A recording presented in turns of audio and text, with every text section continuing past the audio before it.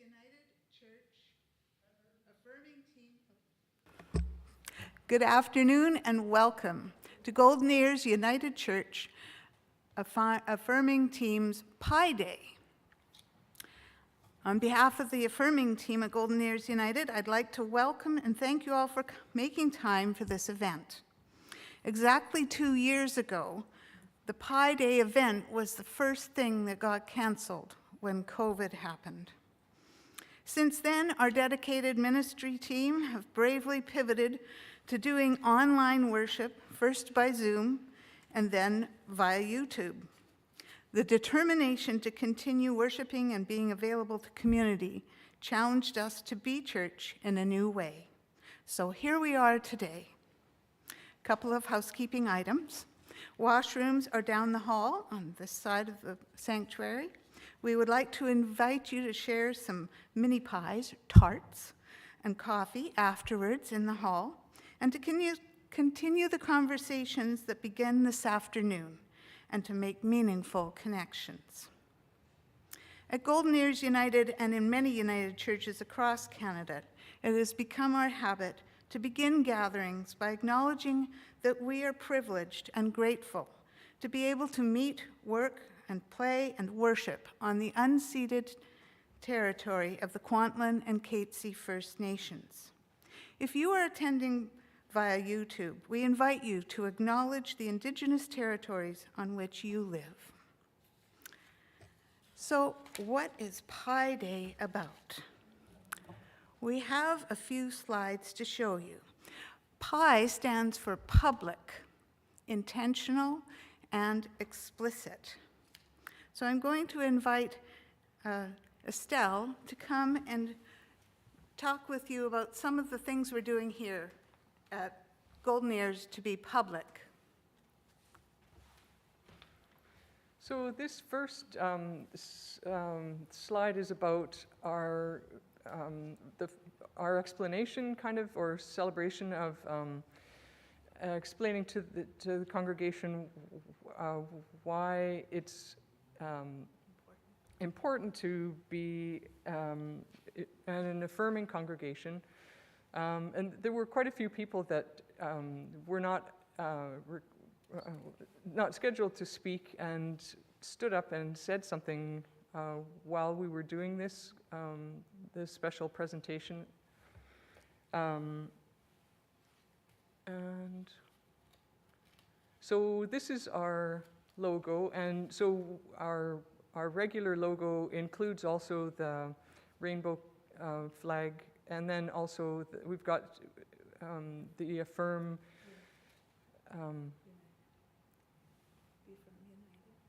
United image that we're and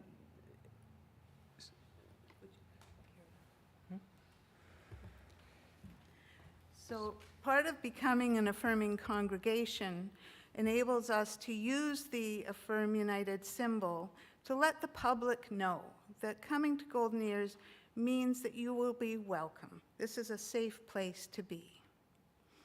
One of the first public things we did as a congregation was to attend the opening of our local Pride flag sidewalk or crosswalk. We have our little flat Jesus there. Flat Jesus was part of our Sunday school summer programs where you could take Jesus with you wherever you went. So we included Jesus at the opening of the Pride crosswalk. The next slide there is of the Pride picnic in the park. One of our speakers works for PLEA. This is a local organization that organizes a Pride picnic in the park every summer. And Golden Ears has made a habit of attending regularly. The first image there is of a poster that is at a local high school that has a group called the Fruit Salad Organization. Fruit Salad Organization is a gay-straight alliance in high school, and this was one of their first efforts. The other picture with the group seated is taken at Spirit Pride. Spirit Pride is a conference that happens annually in downtown Vancouver where spirituality and pride meet. People come from all over North America and sometimes the world to take part in this wonderful forum. We've been blessed to attend a number of times. We had a forum with 4 guest speakers about what it means to be trans. And the second poster there is of the two-spirited speaker that we had, Tyler Allen Jacob. I've forgotten his name. I'm so sorry. Tyler Allen Jacob. He came and blessed us with his experience as being two-spirited. When we first became interested in becoming an affirming congregation, going through the process, we had a candle made by a local artisan. This has both pride and trans flags on it. The third part of pie is explicit. On the right here, this is our minister, Leanne, and she did a little news report that we'll share.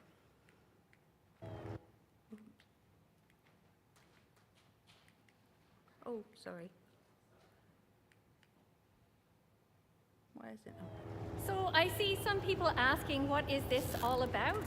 So earlier this week, there was a horrendous video on the news about a young trans youth in Mission, I think grade 7 or grade 8. And it was a video of them being kicked and punched and bullied, and with kids standing by watching and laughing. And so it was horrific, but it has galvanized an incredible amount of support and encouragement. I've never seen anything like this. Literally, it's huge. It's huge.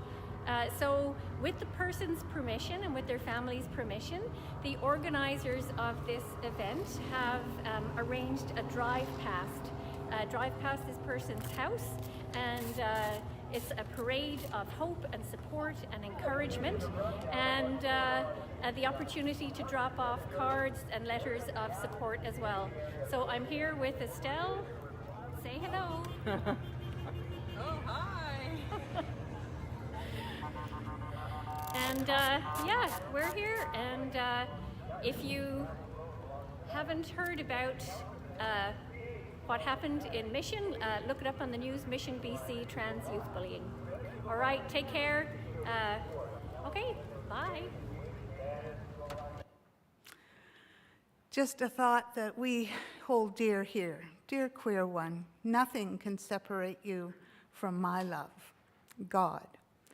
That's not the normal or a message that many gay, lesbian, bisexual, and transgendered people have experienced. But it is what we believe here. Nothing can separate any of us from the love of God. I would like to introduce our first 2 speakers this afternoon. We're very blessed to have Stacy Chomiak join us. One of the reasons that we work hard to stand beside our gay, lesbian, bisexual, transgendered, two-spirited, and queer friends is that relationships in the church can be painful. Many have experienced heartbreaking situations. We are so grateful that Stacy has written a young adult book called Still Stace.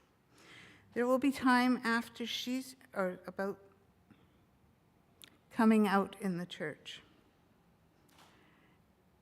This is autobiographical, so we ask you to hold her sharing in your hearts and warmly welcome her. If you have questions, there will be a chance to ask them afterwards.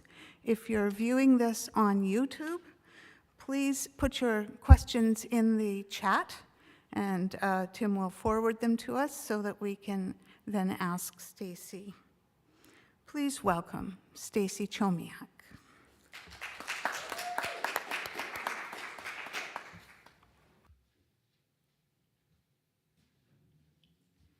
Thank you so much. It's very lovely to be here today. In fact, we used to live just literally one block over on 221st. So I would walk to my route to catch the West Coast Express a lot, well, pre-pandemic, and walk by this beautiful church. And so this is the first time actually I'm inside, and it's beautiful. So thank you so much for having me today. I also want to acknowledge that we're meeting on the unceded traditional territories of the Katzie and the Kwantlen people, and I want to thank them for the honor of being a guest on their lands. So I'm really excited to be here for Pie Day, and I did hear rumblings that there is little mini pies. So bonus. I'm really excited about that. But seriously, I will always jump at the chance to speak about the importance of being an intentional and explicitly LGBTQ affirming church. As previously mentioned, my name is Stacy Chomiak, and I identify as a lesbian Christian. My pronouns are she, her. It might make a bit more sense for me to share a bit of a snapshot of my life and how it has led me here today. So I grew up in Winnipeg, Manitoba, in a middle-class home with one younger brother, a mom, and a dad. We were the classic evangelical Christian family. We attended a large evangelical church in downtown Winnipeg. I was baptized at birth, and then again in youth group, and then again in young adults group, just to make sure to prove I was real committed. Growing up, I went to Sunday school, I went to youth group, I went to Bible camp, I went to every possible Christian convention. Simply put, God and Jesus were a huge part of my life. They were a huge part of me. And it felt like my church was my literal family. I believed they would love me no matter what, because, well, that's what they said. Now, I grew up believing I had to be good. I had to be really good, good enough to get into heaven. I mean, I believed Jesus loved me, but I think I believed he loved me a little bit more when I was being good. You know, when I wasn't swearing or gossiping or listening to secular music, heaven forbid. I believe I always had to do the right thing. And for the most part, growing up in my middle-class evangelical home, getting good grades, going to church events, I was super good.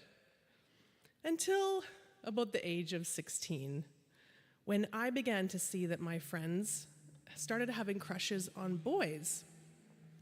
And I noticed that I felt nothing, but I pretended to feel things because I didn't want to stand out. And I slowly realized that the opposite began to happen, that I wanted to be around certain girls all the time. Now, I had absolutely no clue what that meant. I had no Christian vocabulary for that. Literally, I did not even know the words lesbian or homosexuality existed. They had been forbidden in our house, and I hadn't heard them at school or church. This was also years before Netflix.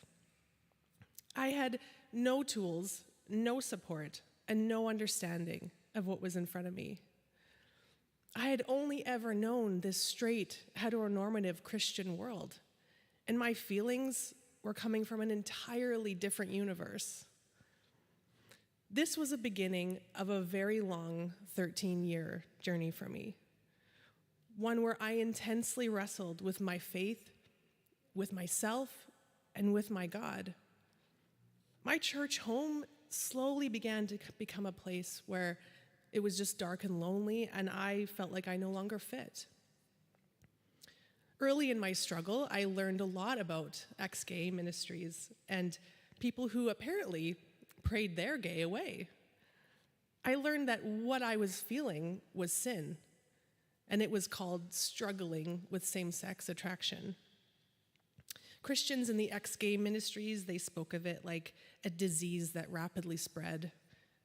You had to always keep on top of it. I didn't want to learn this about myself. I didn't want this disease of sin. So I began to hate myself. I prayed and I prayed and I prayed for these feelings to go away. But my prayers felt futile. My church did eventually speak on homosexuality, and their message was very clear. It was the wrongest of wrongs. And with no one to talk to, I quietly realized I had two choices: embrace God or be damned and embrace this capital sin. My church told me there is no world where they can coexist. So I clearly remember sitting in my room at 18 years old, writing in my prayer journal and just sobbing. What if everyone was right? What if I was the worst of sinners? What if no amount of prayer could change that? How could I live a life that God would be proud of if I couldn't shake this disease of same-sex attraction? I tried to read those clobber verses over and over. I tried to read them in every single Bible translation I had, about 5 or 6 different ones, wishing they would say something new, something maybe hopeful.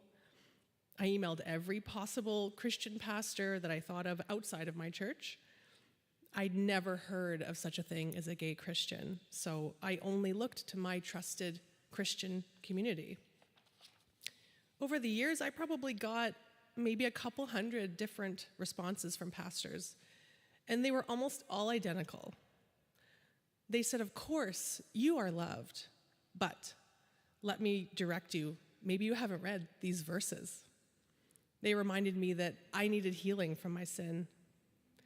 And each one of those responses just fed my intense shame and my self-hate. So I continued to fight against myself. I never felt peace. But I hid my struggle really well on the outside. If you knew me then, you probably would have no idea how lost I felt. But I developed major anxiety, physical health problems, and quite honestly, I started to question how much longer I could live. Because I believed that this struggle was my fault. That somewhere along the way of me perfecting my Christian walk, I had let Satan waltz in and corrupt me. I believed that I had made a huge mistake, or more accurately, I believed I was a huge mistake. My church, the place that I loved, they taught me that this sin was too large, too ugly, too damaging.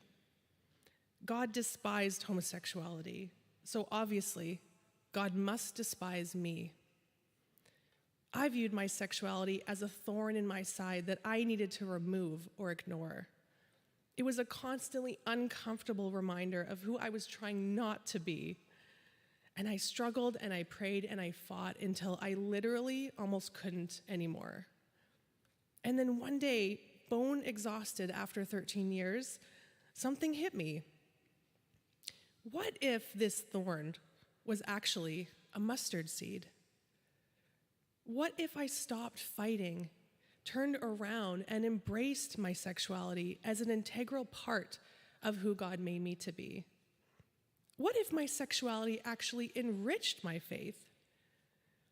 After deciding to ask God to bless that part of my life, the gay part of me, I felt a peace settle into my soul that has never left. Only then was I able to fully step into my authenticity as a gay Christian and come out. That was in 2010. So let me jump forward to today, 2022.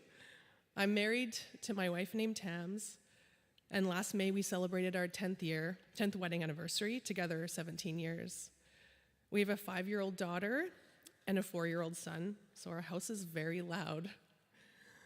A few months ago, in October 2021, as previously mentioned, my illustrated memoir entitled Still Stays, My Gay Christian Coming of Age Story was published and went out into the world.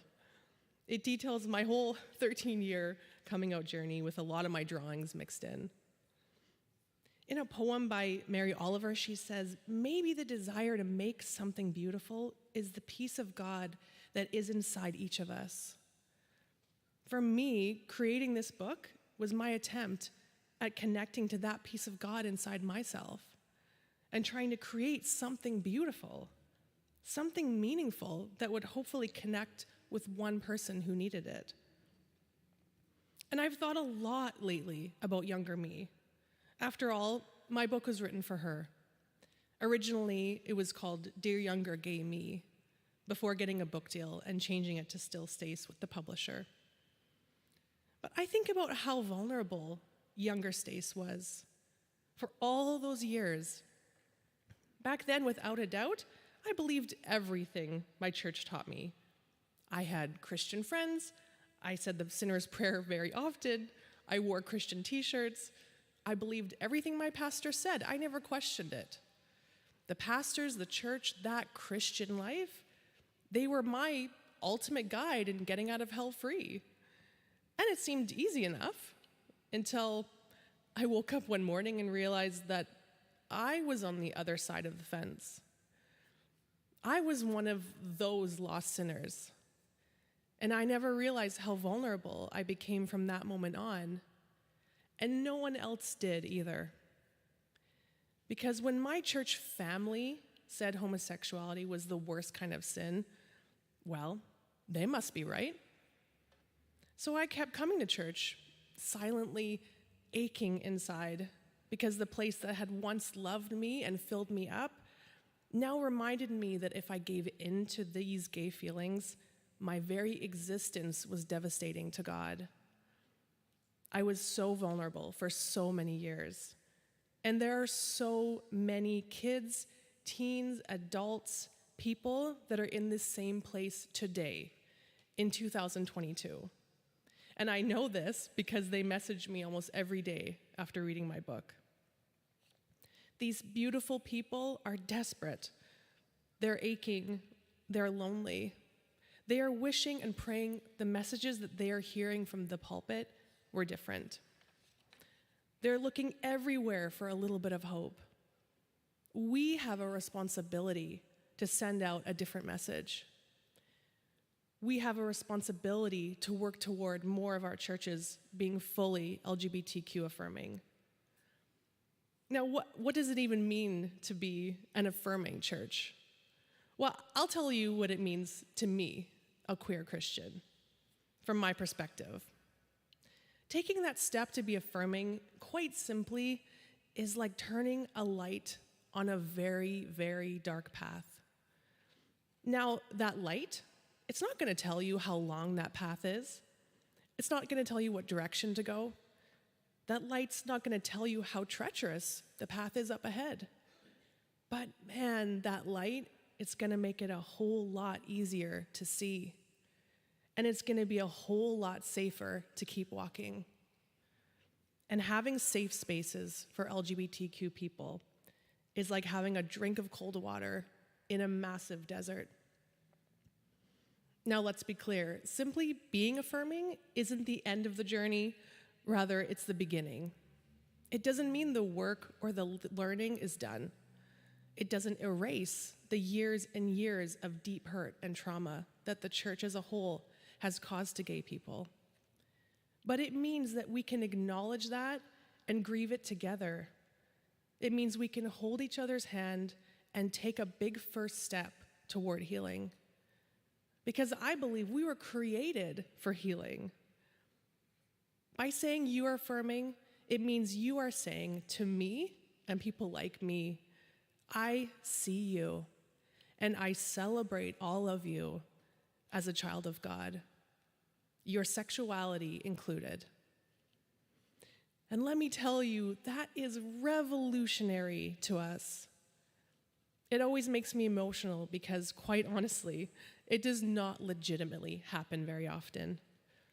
And when it does, it's actually pretty hard for our tender hearts to believe. Because so many of us have been promised a real welcome But when it comes right down to it, many churches are hiding a very large asterisk that allows them a way out. I personally have been a part of that journey many times. And each time it happens, it just chips away a little more of your soul. So please, be gentle with our fragile and untrusting hearts.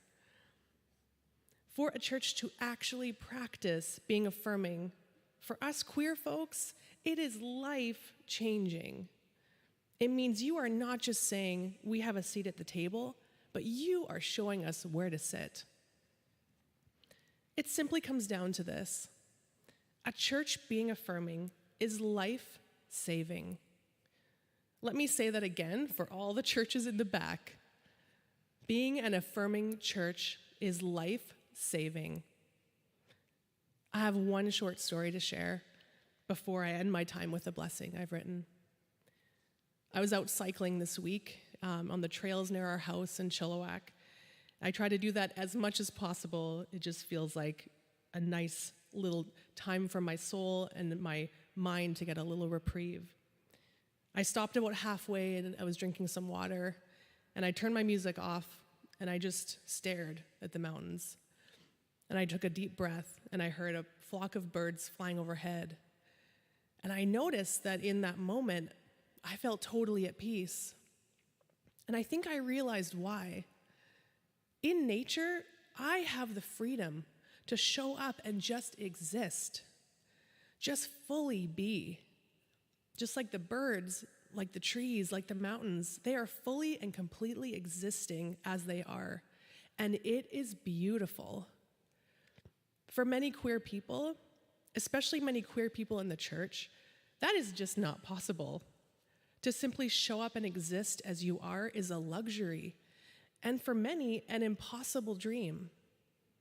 Don't we all yearn for places where we feel safe, where we can fully be, where perhaps a community might even see that as beautiful?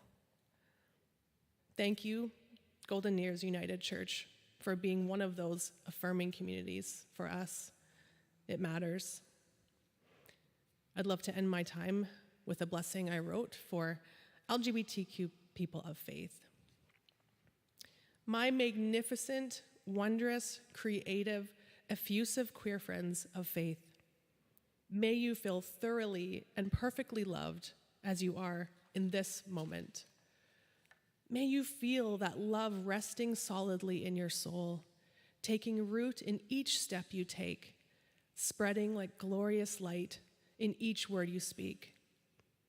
May the quiet dreams that you cannot speak find a place of solace and rest. May the loud dreams that you cannot contain take flight with intensity and passion. May the pain that you have endured become the salve for someone else's wounds. May the hope you see in the distance begin to flood into all of your dark spaces like the warm morning sun. May you never, ever give up on what is meant for you in this life, because there is oh so much meant for you.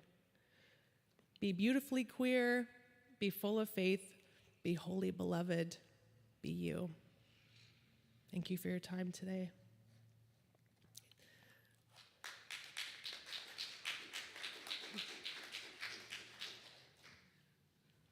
We have a few minutes, so if anyone has any questions for Stace, now is the time to ask them, and we'll have another opportunity afterwards of coffee as well.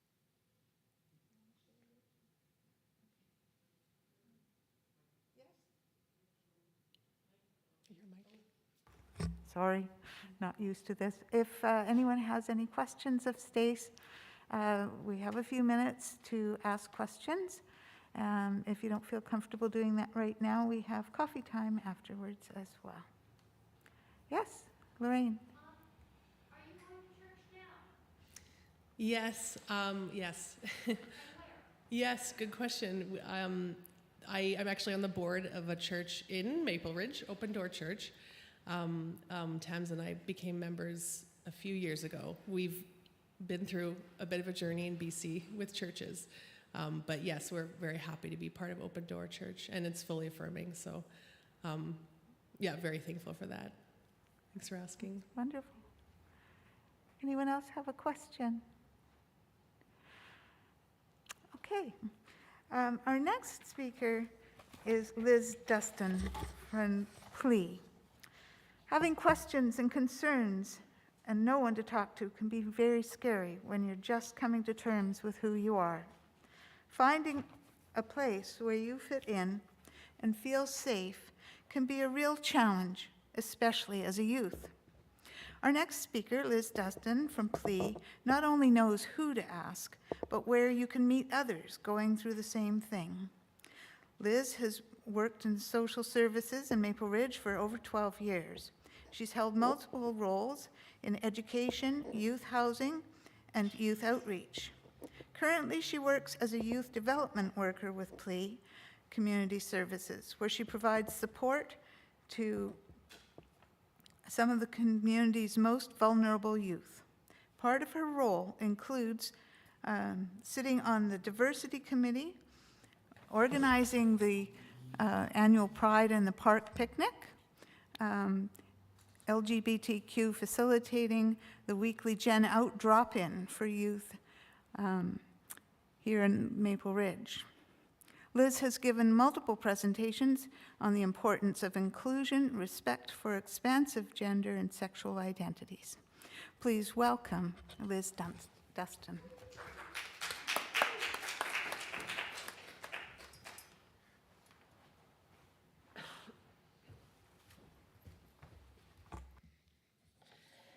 Hello.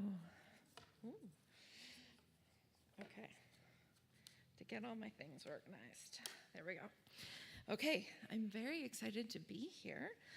And thank you to Stace for such a lovely talk and life and book. And yeah. Ooh. Okay, so a little bit about myself. Like it said in my intro, I am a youth development worker in Maple Ridge. I work for Play Community Services, and part of that role is running a weekly drop-in group for kids who are in the LGBTQ community. So that looks like a lot of things a lot of the time. We will often do super fun stuff like movie nights and craft nights. But then we also have people come in and talk about LGBTQ mental health or like health info that kids in the community have never received in mainstream schooling. So it's just, to me, it's super important work. And I try to be a light in that darkness that Stace talked about for those kids, a place that they can come to, and really ask any questions that they have, and there's no stupid questions, and if I don't know something, we're gonna figure it out together, right? And part of the reason that I do that job is because I see the difference that it makes for these kids when they are in a space where they can be fully themselves. My kids, when I take them out, part of my job is I take them out in the world. We go to doctor's appointments, school appointments, whatever. They are often very shy, closed off, make themselves like physically small.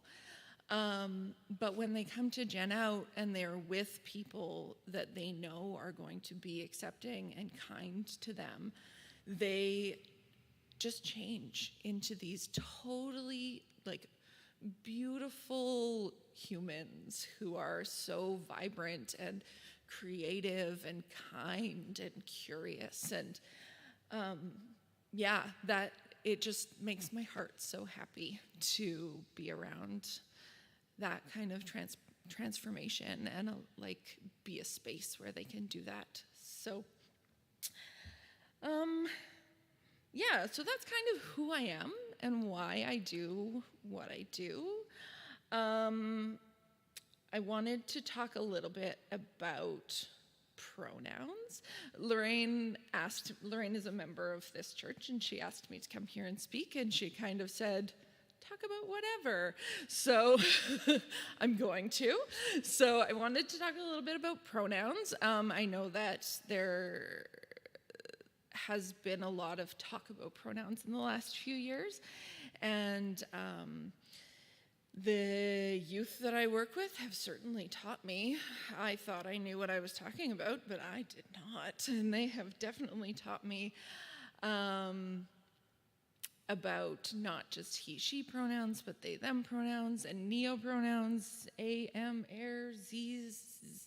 Oh, it's slipping my mind at the moment. I'm so sorry. But basically, what they have told me was that often for kiddos who are trans or non-binary or gender expansive, they feel as if their body is just not quite right. There's just something not quite right about their experience of their body. So the example that they give is, I'm right-handed. So when I write, I use my right hand. And if you identify as trans, being in your body often is like holding a pencil in your left hand. You just know that it doesn't feel right, right? And when you are able to live your life and be affirmed in your body, it's like switching your pencil over to the right hand. And so that, I think, is a really good description of why it's important for us to use the proper pronouns, because these kids know. They know that they're in the wrong body. They know that the way that the world perceives them is not the way that they are inside. So by using the pronouns that they identify with, by not just calling them that, but really believing that this is who this person is, it just affirms that space for them and creates that ability for them to be really who they are and just be their authentic self. So, yeah, that's kind of my spiel about pronouns. I have had kids tell me in the past that when people use their correct language, it feels like there's just this light pouring on them, and they feel just seen and whole as a person.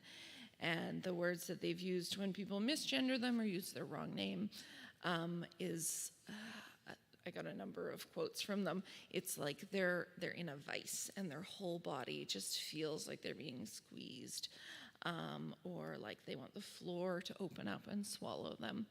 So those are big, big feelings. And these are like 12, 13-year-old kids that are feeling these feelings, and they know.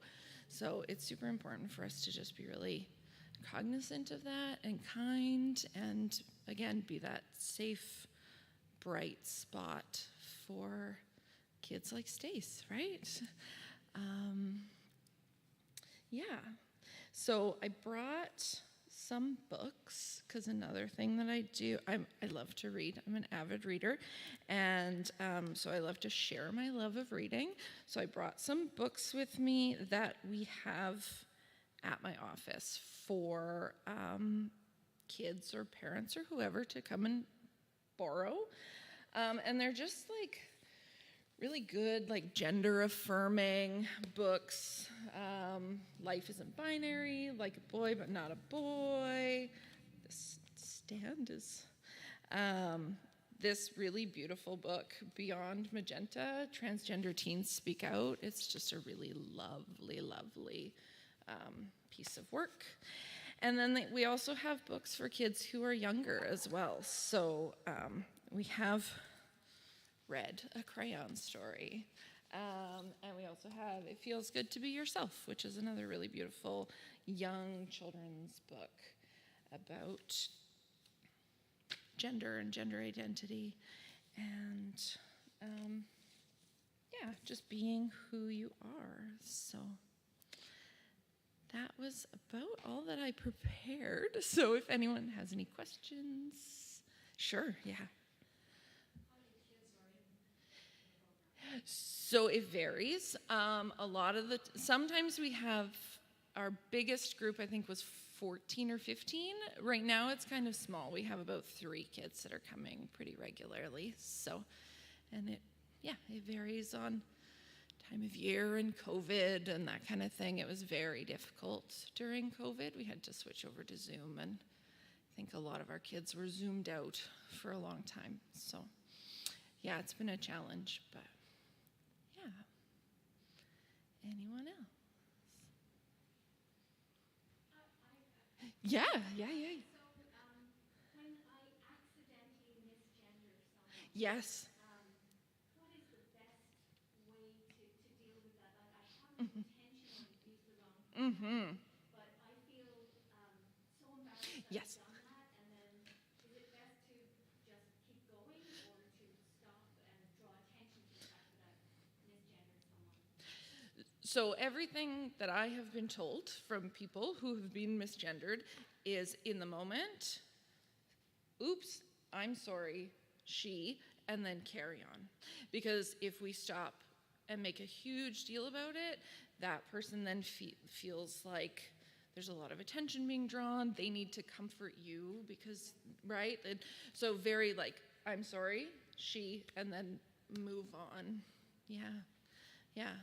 And also asking for people's pronouns is okay. We can ask people's pronouns if we're unsure, if we're, we try and make it a part of when we meet new people at plea. We ask for their name and their pronouns, and I give my name and my pronouns, and it's just part of what we do. So, yeah.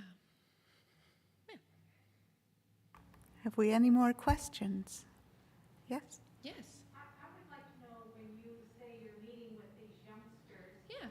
is there also, I guess you could call it meetings, where they can come and bring their parents because their parents maybe aren't accepting or can't, not accepting, but they can't get their head around what their son or daughter is trying to explain to them? Yeah, definitely. So Plea runs, so I run the Gen Out group, which runs on Tuesdays, and that is for all LGBTQ youth. And then Plea also has a trans support group for kids who are trans and for parents of trans kids. So those 2 groups, the youth group and the parent group for the trans group, run simultaneously. So adults and parents and caregivers can meet with Lucas, who's delightful, and he will explain everything that needs to be explained. And then the youth will meet with my dear friend Josh, who will also explain or play games or do whatever it is that they want to do. So yeah, that is definitely an option. I'm also available to meet with parents and community members to just chat. If they have any questions, they can feel free to reach out. Yeah. So yes, to answer your question, yes. Yeah. Where does the group run out? So we don't disclose our location until we know that someone's safe, just to keep safety in the group. But I can definitely pass on my contact information if you're looking for. I have a card I can give you for sure. Yeah.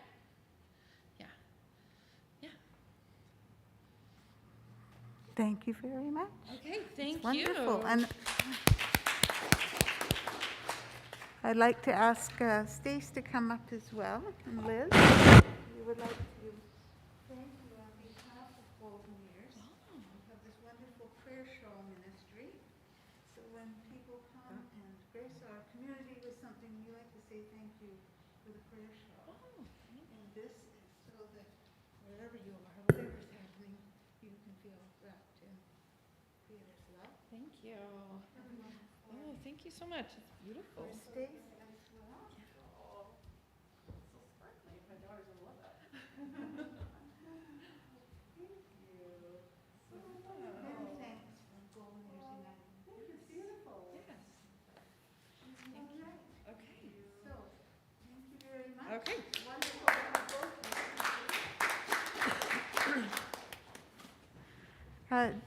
Just before we carry on to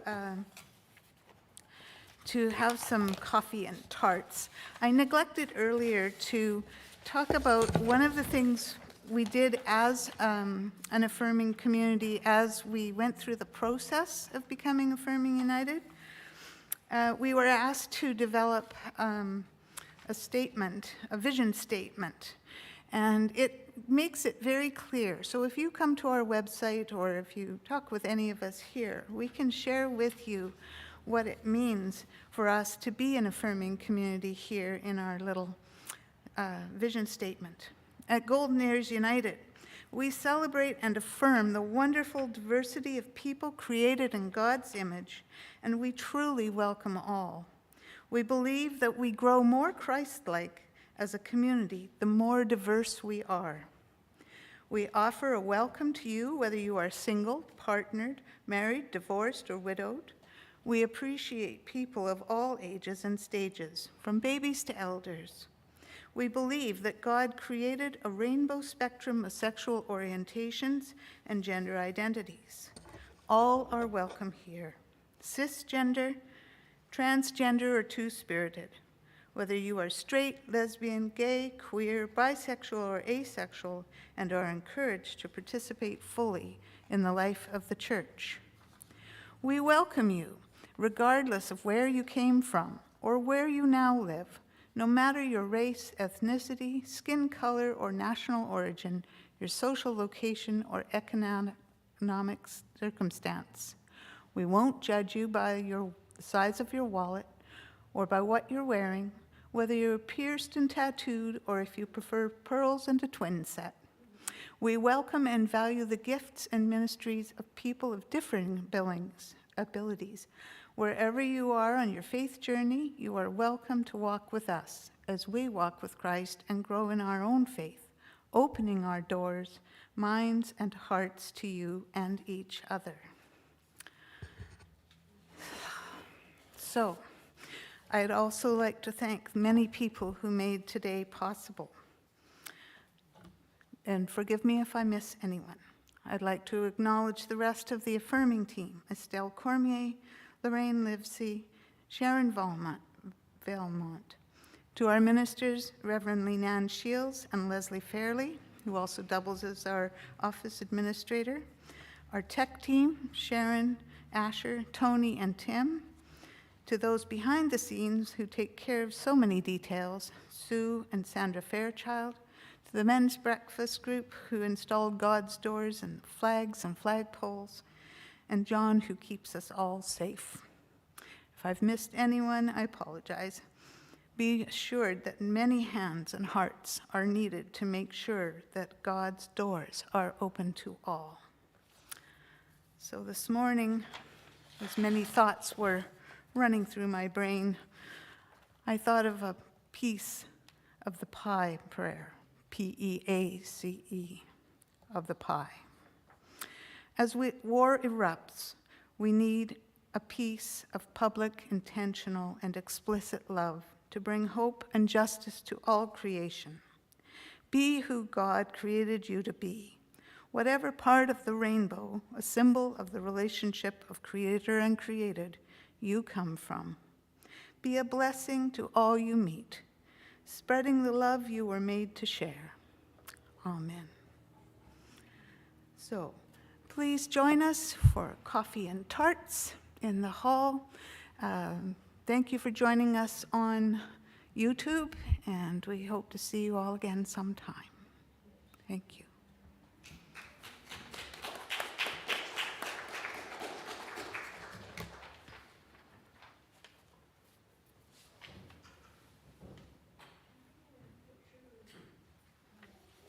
Yes, masks. Liz, could you join us for a little?